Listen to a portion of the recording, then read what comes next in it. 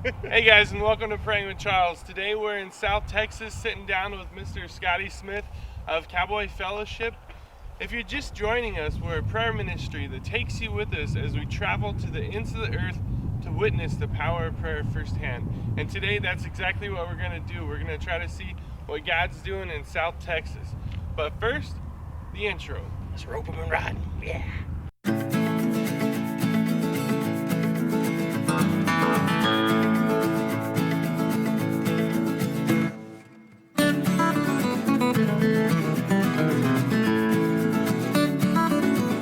Hey, what's up guys, and welcome to Praying with Charles. Here we are in Southeast Texas with my good buddy, Scotty Smith. Little do you know, I just met him for the first time today, but we've known each other for how many years? I want to say 6. Yeah, at I'll least. go with 6. Yeah. So Scotty, where are we at, man? Well, Jourdanton, Texas, Pleasanton, Texas, Poteet, Texas. We're kind of in the middle of all three.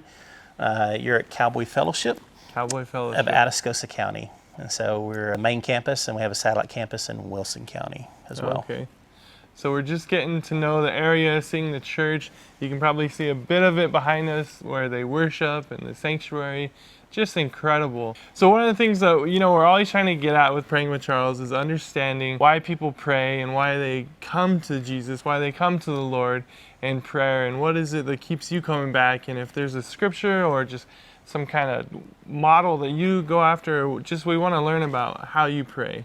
And I have to say that whenever I made the transition from being the youth pastor here to being the associate pastor, and doing even more hospital visits, working in the midst of ministering to people at funerals and weddings and stuff, really the hospital visits, there was a key moment in time for me. Mm-hmm. There was a young man that didn't go to our church, but he was connected to some families in our church. And he had been in a car wreck. And so one of the families got a hold of me and asked me to come and pray for him. Okay. Up until that point, sometimes when I went to pray for people, like you go and pray for people like, man, God, just pray that you'd make them well, and right. Lord, that you would heal them. And the family like, oh man, we were hoping that maybe God would take them.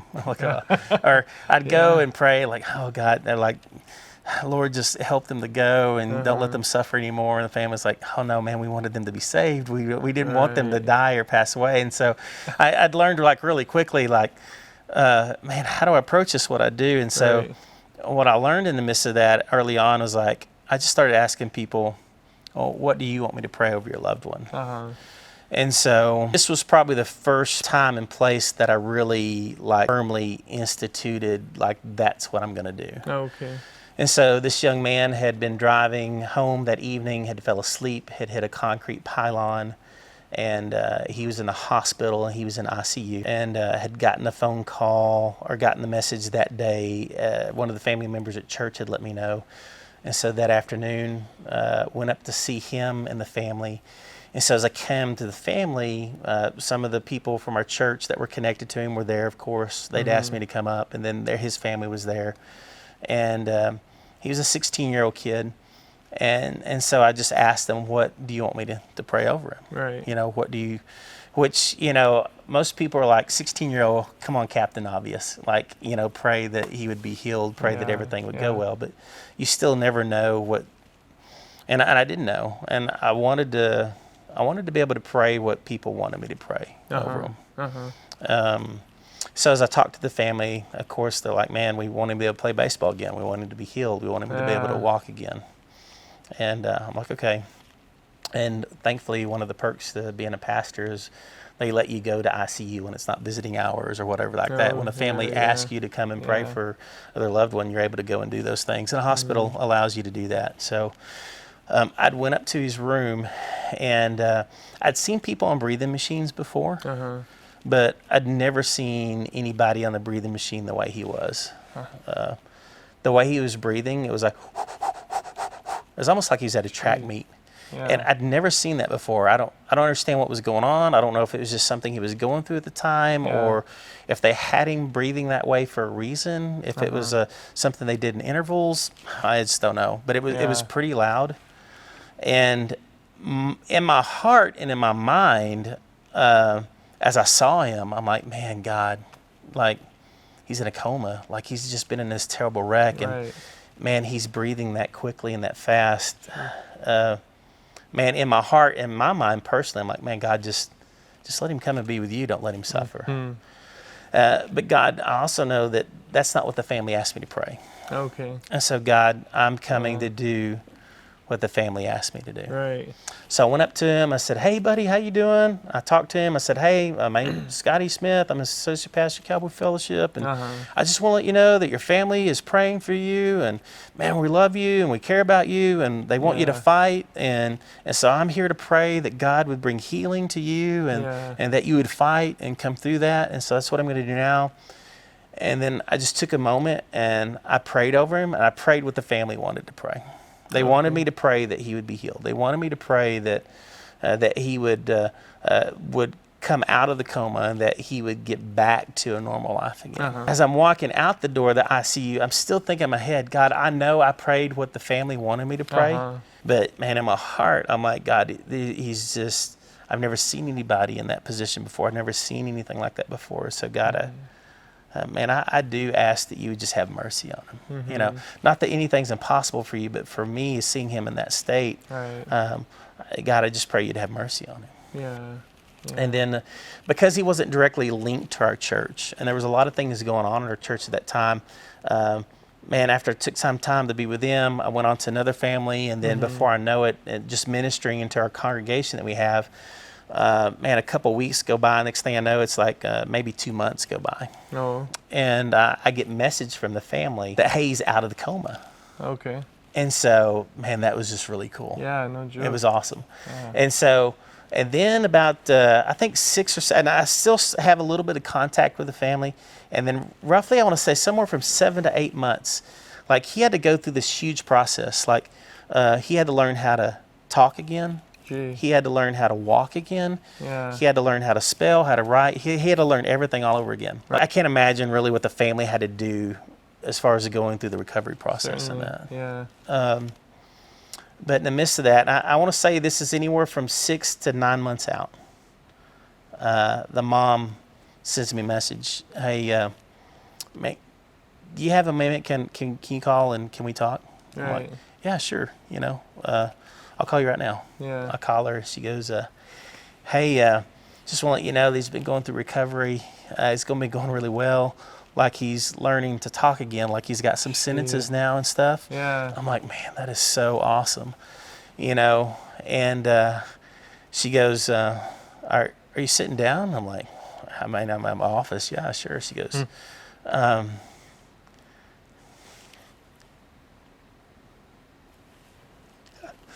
son asked where you were today.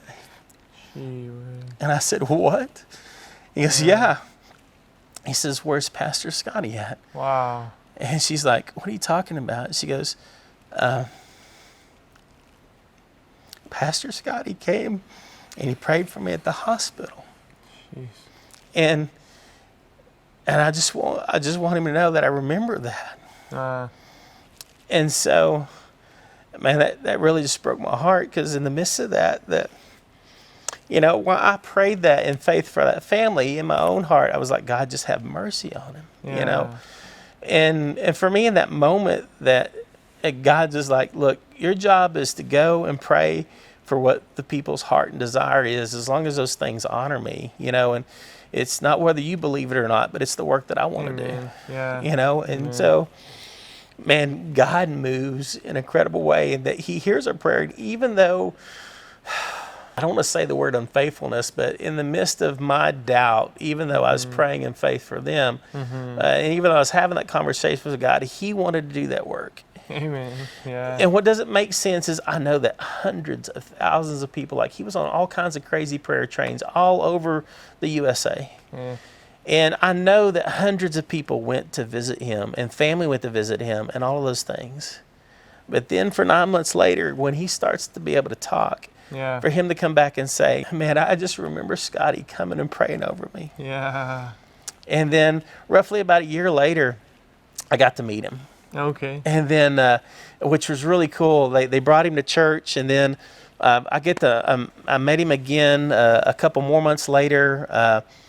the girlfriend was with him. They got married, and no. he's got kids now. Oh my goodness. And it's just incredible the things that God does. That's And cool. so for me, in the midst of that moment, I just realized that God puts you in the situations, and sometimes it doesn't make sense, but it's not supposed to make sense to us. Yeah. You know, our job is to do the things that He's called us to do.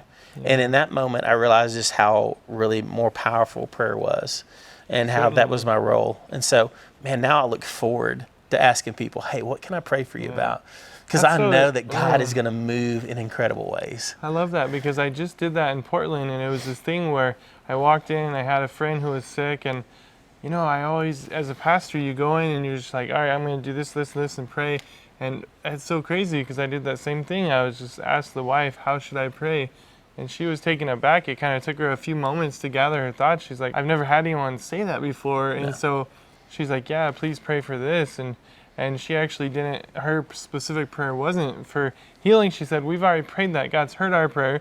He knows us, you know, we can speak to him too. But she's like, will you pray for this? And I was like, well, certainly. And yeah, since that moment, I've been moving forward with that. So that's amazing that you had that moment, and so, like I always say, sitting down with different people, we're always capturing different parts of prayer, and it's so dynamic. And whether we're talking with the intercessor, or you know, someone who's talking about being still and being quiet with God, or just the different aspects of prayer, I think that's what's so important about our ministry, is just understanding prayer and bringing it down to earth. You know, understanding that not only do as pastors we pray, but everyday people, you know, pray, and just, you know, understanding a story like this, the impact that it's had on your life, and trying to understand what it could do for us. It's just incredible, man.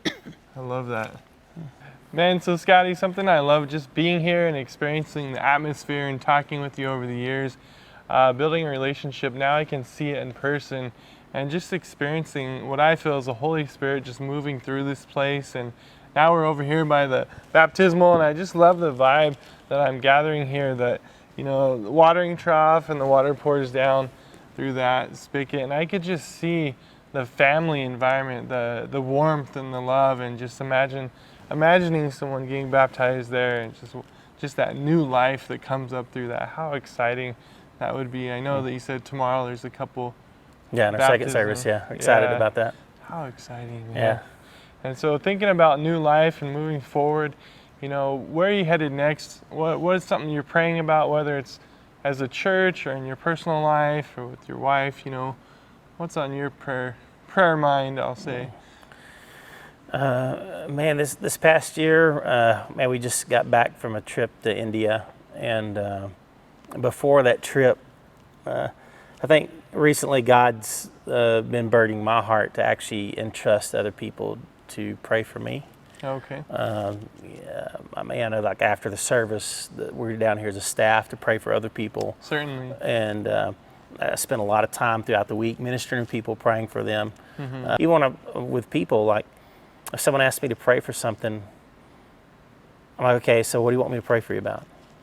And then, man, I pray for them right then and there. I don't go back to my office and pray for them. I don't, like if we're in a grocery store, hey dude, this is something I can pray for you about. Okay, well, can I pray for you? And they're like, yeah. And they want to walk off. I say, no, wait, come back. I want to pray for you now. Yeah, no, that's it. I think that's the thought with the bracelets. I'll pray about that. It's like more of a reminder, like, let's do it now. Let's get it happening, because, I mean, we don't have tomorrow maybe. We don't have that next time. And how cool, just anywhere you're at in public, or, you know, at that moment, it's so special. Because I think we hear that often, like, I'll pray about you, and the person's like, okay, cool, and then they go on about their day. But I have Scotty just be like, nope, we're doing it now. That's so cool. I actually wish more people would do that. I wish more people would come up and would expect you to pray right then and there. I mean, about something. And some people do. But like in a church setting, yes. Right. They want you to come and they want you to pray. But outside of the church, they don't necessarily expect that. Even when I'm on the phone, I'm talking to somebody, I'm like, okay, so I'm going to pray for you. Oh, okay, well, thanks. I want to. No, no. I'm going to pray for you right now. They're like, what? No, I want to pray for you right now. okay. Or I can tell they're about to hang up. It's like, hey, don't hang up yet. And they're like, huh, what? And I'll just start praying, because I know if I start praying, they ain't going to hang up. Like, they're not going to miss out on somebody praying for them. No, and you've certainly done that with me, and I've always appreciated that about you.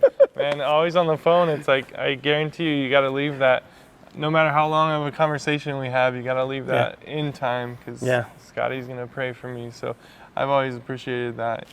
Yeah, and that last thing, I started off with is, for me to realize that I need to take time and ask other people to pray for me at times. And so I was on vacation this last week, and I had a Sunday off, and we went to a different church in a different city. And I remember at the end, they're like, man, we believe in when people gather in the body that the presence of God is there. And if you have something that needs to be prayed about, or someone that needs to be prayed for or something, please come down up front and ask for our people to pray. And I started just kind of walk off, let the family go and do whatever. But I thought, I don't know. I'm like, I've just felt, God was kind of working through the midst of that situation. It's like, look, Scotty, you stand down up front all the time and pray for people. Now here you are, you're taking some time off, and you're here at this other church, and they're here. Well, why don't you go down and let them pray for you? Dang. I'm like, man, God, why don't I gotta do that? I just talk to you myself, I can just tell you, God, what's going on, and God's like, Scotty, I'm about relationships, And so I know you don't want to, but go down and ask somebody just to pray for your family about the situation that your family's going through, and for yourself, and go and be ministered to for a change. I thank God this past year is at certain points of times, like Scotty, you haven't asked anybody else to pray for that. And because you haven't asked anybody else to pray for that, you haven't included a relationship in the midst of that. I'm probably not going to ansser that until you ask somebody else to pray for that. I'm That's like, come on, God, really? And he's like, It makes me think of, last Sunday I got the privilege to preach at this awesome church in Del Norte, Colorado, and it's by Creed, and so it's not too far from Creed. But I was talking about the cross and how on the vertical plane it's between you and God, and the horizontal plane it's between relationship with others. And I think that's what God's doing is some of that horizontal stuff there. And oh my gosh, I'm just as guilty as the next guy to not go to my brother for prayers. Paul going to Damascus, right? Like Jesus appears to him. Hey, Paul, you're kicking against the goads here. Paul's like, well, who are you? Hey, I'm your Lord. Well, hey, I'm sorry. I didn't realize. Okay, so you really are the Messiah. You're real, okay. And Jesus blinds him at that point, right? But he sends him to Damascus and said, hey, Paul, you're going to sit there for 3 days. No problem. Hey, Ananias, I want you to go pray for Paul. Whoa, Jesus, don't you know this guy? Like, he's against us. Like, he's putting people in jail. Jesus like, hey, don't worry, I'll take care of it. You just go and pray for him. You pray for him, he'll be healed. You've got to go do this, and then I want you to prophesy to him, And then Paul is still there in the midst of those 3 days, and he still comes back and he appears to Paul again. Hey, I'm sending Ananias to you. He's going to pray for you, and then, you're going to be healed. Jesus didn't have to do all of that. Jesus could have said, hey, Paul, yo, I'm legit. I'm your man. I am the Savior. I'm the Messiah. Now go to Rome, get to work. That's all Jesus had to do. But he didn't. He sent Paul to sit there for 3 days and be blind for 3 days. And then he appeared to Ananias, and he said, Ananias, go. Paul, wait, because Ananias is coming. And then the two, for those 3 days, there were people dying all over the world that didn't know who Jesus was. Paul wasn't ministering to anybody. He wasn't, preaching the gospel anywhere, doing anything. He had to wait. And so, God's all about relationship. He wanted Ananias to come to Paul. He wanted Paul to wait on Ananias. He wanted them to build a relationship.